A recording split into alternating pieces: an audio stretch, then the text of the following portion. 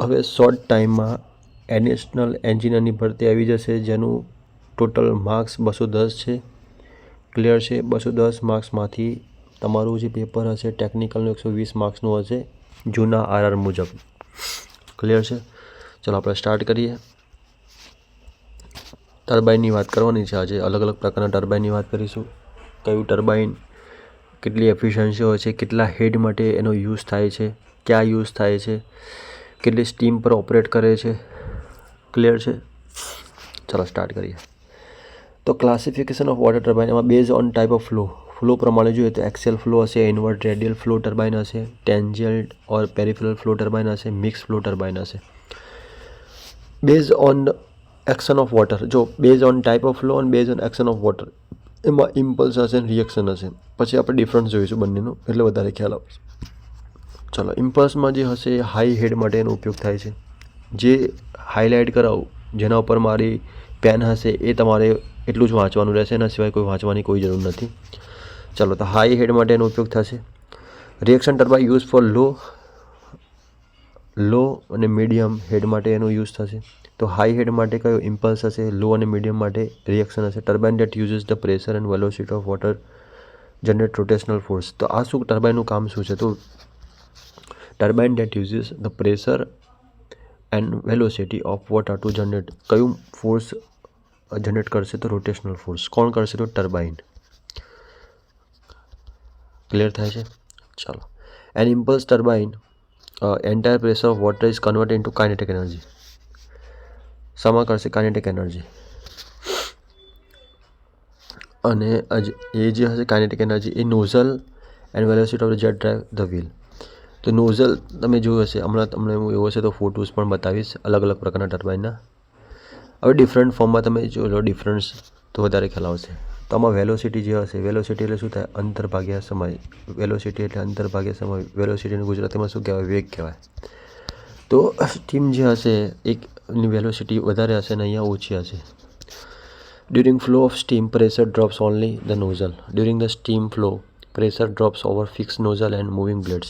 બ્લેડ્સ are કેવા હશે? આમાં સિમેટ્રિકલ હશે. ફોર એક્ઝામ્પલ પૂછે કે ઇમ્પલ્સ ટર્બાઇનના બ્લેડ્સ કેવા હોય છે? તો સિમેટ્રિકલ. કેવા હોય છે? સિમેટ્રિકલ હોય છે. બાકી રિએક્શન ટર્બાઇનના નોટ સિમેટ્રિકલ, એટલે કે અનસિમેટ્રિકલ હશે. પછી તમે અહીંયા જુઓ, suitable for a small power requirement. અહીંયા પાવર રિક્વાયરમેન્ટની બહુ ઓછી જરૂર હોય છે, આમાં મીડિયમ હશે અને આમાં હાઈ પાવર રિક્વાયરમેન્ટની જરૂર પડશે. હાઈએસ્ટ એફિશિયન્સી કેટલી હશે? 88% હશે. કેટલી હશે? આમાં 95% હશે. ફોર એક્ઝામ્પલ પૂછે કે ઇમ્પલ્સની હાઈએસ્ટ એફિશિયન્સી કેટલી હોય છે? 88%, less than that of reaction turbine. Maximum efficiency આની 95% હશે. Of design output is higher than that of impulse wheels. આમાં ઓપરેટ એટ હાઈ અને આમાં હશે લો અથવા મીડિયમ. ચાલો, હવે જો જે લોકોને થિયરી એક્ઝામમાં જીટીઓમાં એમાં જો ડિફરન્સ પૂછાય તો તમે આ ડિફરન્સ તમે લખી શકો છો, પણ પરીક્ષા લક્ષી આપણે વાત કરીએ તો એટલું બધું કંઈ કામનું નથી. તો જો અહીંયા ખાલી હેડની વાત કરીએ આપણે, suitable for high head, low flow, tangential flow, એ યાદ રાખજો આમાં. બરાબર. પછી આમાં જો શું ફ્રેન્ચિસમાં શું કીધું? It is N invert mix flow type of reaction turbine. અને મીડિયમ હેડ, મીડિયમ ફ્લો પ્લાન્ટ. મીડિયમ હોય તો તમે યાદ રાખજો ફ્રેન્સિસ પર તમારે ટિક કરવાનું રહેશે. It is an also reaction type turbine has a gate and covering mechanism similar to that of Francis turbine. તો તમારે કપલન ટર્બાઇન પર ટિક કરવાનું રહેશે જો આવો ક્વેશ્ચન હતો. પ્રોપેલરમાં શું હશે? Axial flow reaction type turbine and has got no provision for changing runner blades and while turbine is in motion. It has a rotor equipped with elliptical bucket along the periphery of turbine. They develop, અહીંયા જો, they develop power partially due to the velocity of water and partially due to difference in pressure acting on the front and back of runner bucket. પછી તમે જો કપલાન turbine જે હશે એમાં water strike કરશે turbine એક્સેલની, અને આમાં એફિશિયન્સી ફૂલ લોડ પર કેટલી હશે? 92%. Majority of Pelton turbines are horizontal shaft type હશે. આમાં યાદ રાખજો. આમાં ફૂલ લોડ એફિશિયન્સી કેટલી હશે ટર્બાઇનની? 92%. Due to high specific speed, it is suitable for low head and large flow plant. આમાં this turbine is not suitable for water head below 200 મીટરથી નીચેમાં કામ નહીં કરેगा. They can be constructed in horizontal vertical form. Lower cost running alter, મતલબ આનો ખર્ચ આમાં આ જે હોય છે ને કપલાન ટર્બાઇન એ સસ્તું હોય છે. આમાં મિકેનિકલ એફિશિયન્સી કેટલી હોય છે? 90%. This can be designed for higher speed than the Pelton wheel.